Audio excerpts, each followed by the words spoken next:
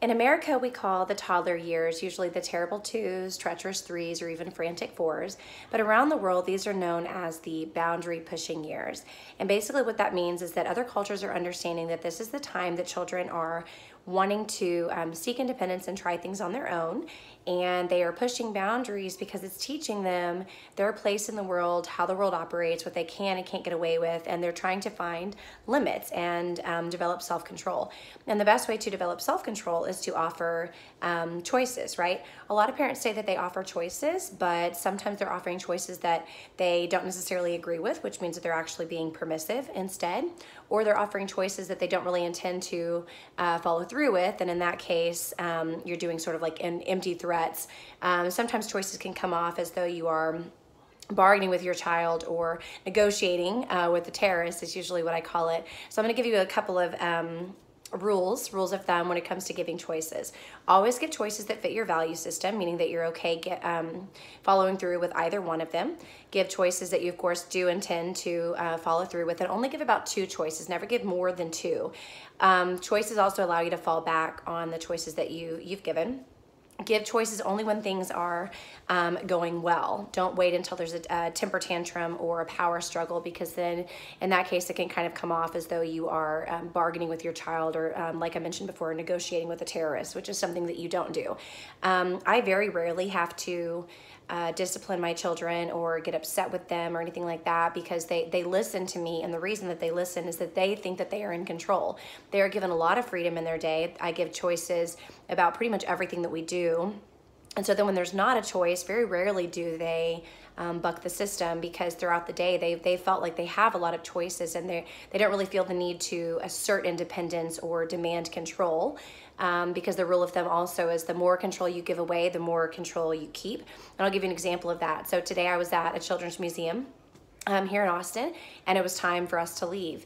And rather than say, okay, it's time to go, very abruptly and just, kind of drag 2 screaming kids out of there, I let them know that it was almost time to leave. And I said, we could either go now or we could go in about 5 minutes. Well, of course, what does the toddlers say? They say 5 minutes. So I gave them that choice, and I said, great, in 5 minutes I'll let you know that it's time, and it'll be time to say goodbye to the water table, and then we'll go. Have fun in your 5 minutes. If you notice in there, I gave that a 5-minute warning multiple times, but in a very pleasant way that let them know that it's okay to stay 5 minutes. We're gonna have fun 5 minutes. In 5 minutes, I'll let you know that it's time. Have fun with your 5 minutes. It sounds kind of obnoxious to other adults, but for kids, what I'm doing is really sealing in that in about 5 minutes, it's gonna be time for us to go. And my children know me enough to know that that's not something that I back down on. If I say 5 minutes, then it is going to be 5 minutes, and we are going to leave no matter what you do. They've tested me enough times to know that they're not going to win that battle. So, okay, have fun in your 5 minutes. And then as we were leaving, they had smocks on, and I said, would you like to hang up your smock, or would you like to me to hang up your smock? Sometimes they want to take it off and they put it themselves, but see, that's another choice. And then, would you like to hold my hand, or would you like to be carried as we walk to the staircase? Now, if they decided they didn't want to leave and they were to throw themselves down on the ground, I would say, oh, you chose to be carried. I pick them up and I hold them. Instead, they just walked along with me. I said, would you like to go on the elevator, or did you want to go down the stairs? They chose the stairs. So we walked down the stairs.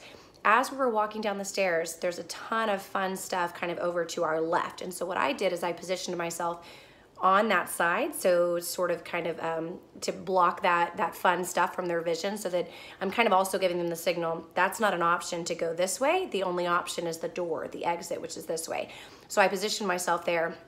And I said, now it's time to go to the door. Now on the other side of the door, there's some stone, like statue pigs that my kids love to play with.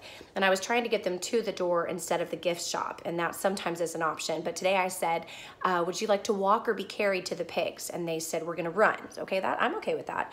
So they took off running towards the pigs, and I said, make sure you choose the pig that you'd like to say goodbye to. So again, I'm redirecting their attention to the pigs and making them seem like, you're running the show here, guys. Say goodbye to the pigs. And so they ran straight out the exit door. We're patting the pigs. They wanted to say goodbye to all 4 of them, which I was completely fine with. I'm not trying to rush them. I'm trying to avoid a struggle at this point. And then I said, okay, the car's across the street. Would you like to go to the left or the right? There were options. which way we chose the crosswalk. So they're choosing, you know, that again. And then we get to the car and I give another choice. Would you like to get into the car by yourself, or do you want mommy to get in the car or get you in the car? Now, if they, again, if they threw themselves down and throw a tantrum, oh, you chose for mommy to get you in, pick them up and I put them in. Every option that I'm giving, there's sort of that third option, which is the one that I get to choose. But for the most part, they're choosing for themselves. And I'm okay with all of the choices that I'm throwing out.